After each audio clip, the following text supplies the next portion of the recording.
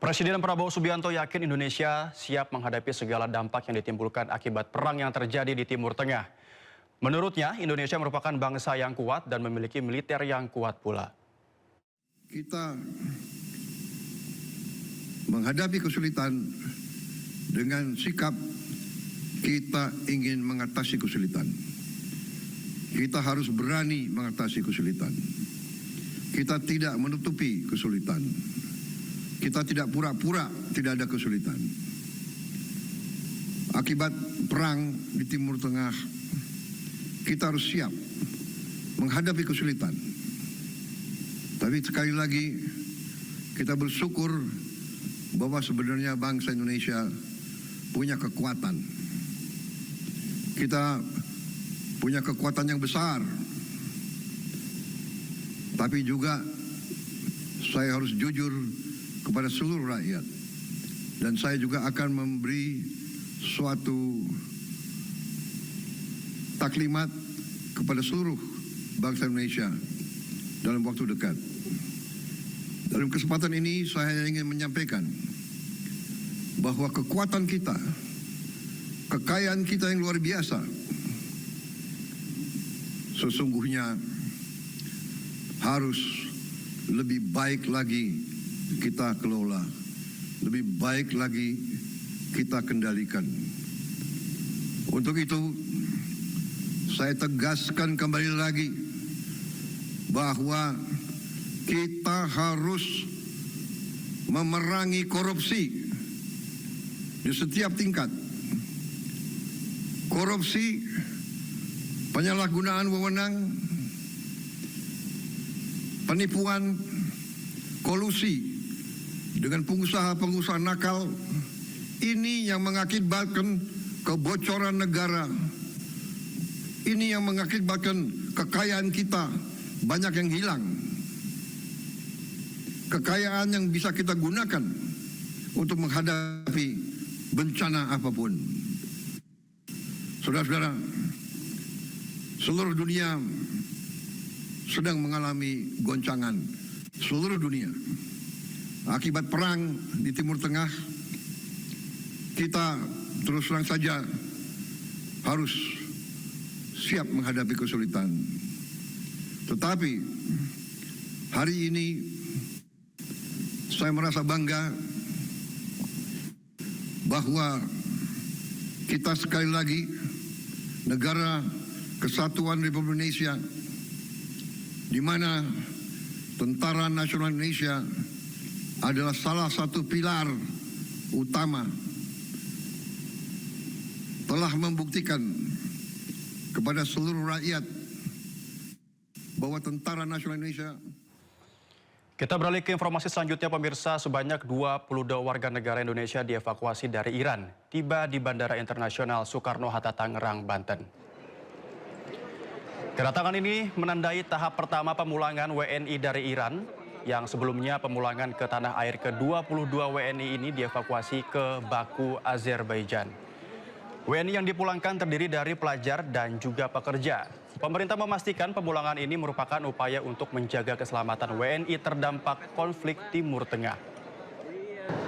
Sore ini ada 22 saudara-saudara kita yang kembali di gelombang pertama ini. Besok 10 lagi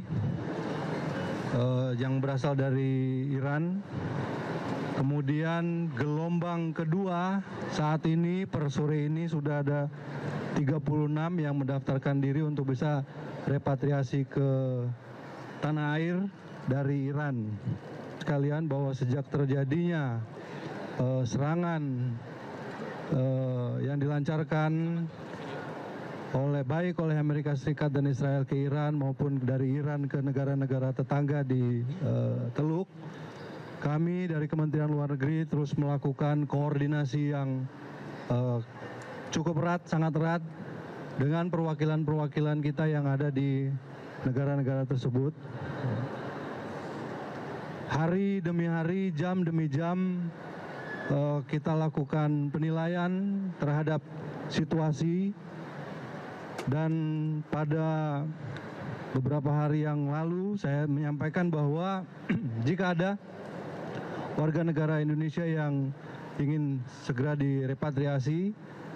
Kedutaan Besar Republik Indonesia khususnya di Tehran untuk bisa segera melakukan proses repatriasi tersebut, dan banyak faktor yang menjadi variabel di dalam proses repatriasi ini, baik itu situasi keamanan setempat, kemudian aturan yang dikeluarkan oleh otoritas setempat, kemudian juga logistiknya, jalur-jalur evakuasinya, negara mana yang wilayah udaranya terbuka, mana yang tertutup, perjalanan mana yang harus dilakukan, dan sebagainya.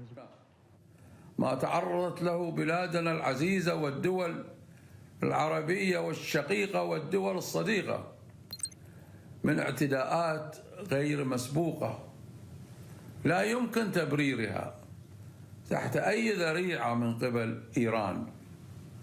فالبحرين كانت وستظل دولة سلام لم تبادر يوما إلى استعداء أحد، ولم تنتهج إلا سبيل التعاون وحسن الجوار.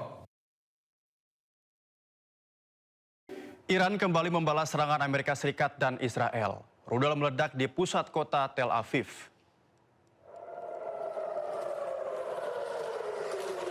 Sirine tanda peringatan terdengar di seluruh Tel Aviv saat Teheran melancarkan serangan balasan atas operasi AS Israel.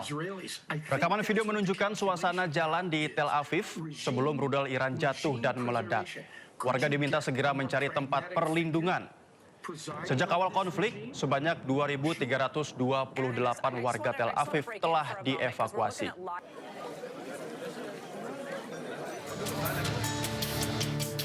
Serangan rudal hypersonik Iran juga menghantam bunker di Tel Aviv, Israel. Bunker terbesar di Israel rusak parah. Bunker merupakan tempat berlindung para pejabat Israel, termasuk Perdana Menteri Benjamin Netanyahu. Ledakan besar menimbulkan kobaran api, menyambar bus dan mobil. Kejadian ini membuat warga panik berusaha menyelamatkan diri. Rudal-rudal Iran menembus sistem pertahanan udara Israel, termasuk membidik sejumlah lokasi paling rahasia di Tel Aviv.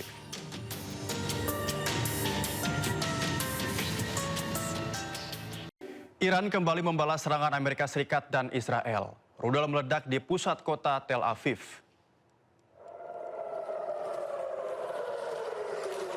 Sirine tanda peringatan terdengar di seluruh Tel Aviv saat Teheran melancarkan serangan balasan atas operasi AS Israel. Rekaman video menunjukkan suasana jalan di Tel Aviv sebelum rudal Iran jatuh dan meledak. Warga diminta segera mencari tempat perlindungan. Sejak awal konflik, sebanyak 2.328 warga Tel Aviv telah dievakuasi.